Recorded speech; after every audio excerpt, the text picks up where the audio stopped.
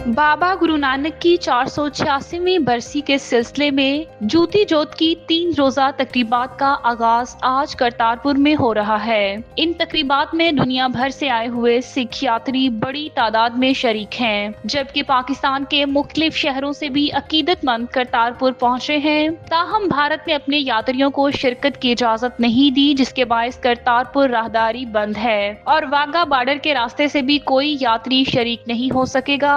तकरीबात के मौका पर ज्ञानी गोबिंद सिंह ने कहा, करतारपुर गुरुद्वारा हमेशा अमन, मोहब्बत और भाईचारे का पैगाम देता है और ये रवायत बाबा गुरु नानक की तालीमात के ऐन मुताबिक है। इसी मकसद को आगे बढ़ाने के लिए हर साल ये तकरीबात मुनक्कद की जाती हैं। इंतजामिया के मुताबिक इख्तितामी तकरीब 22 सितंबर को मुनक्किद होगी, जिसमें खसूसी इबादत और अकीदत के इजहार के प्रोग्राम शामिल होंगे। दूसरी जानिब मशरकी पंजाब के वजीर आला बगोनत मान सिंह ने भारत की मौजूदा हुकूमत को तनकीद का निशाना बनाते हुए कहा कि मोदी सरकार ने यात्रियों को शिरकत की इजाजत न देकर सिख बरादरी के जज्बात को ठेस पहुंचाई है, मगर इस तनकीद के बावजूद भारतीय हुकूमत ने अपने फैसले पर कोई रद्द अमल नहीं दिया।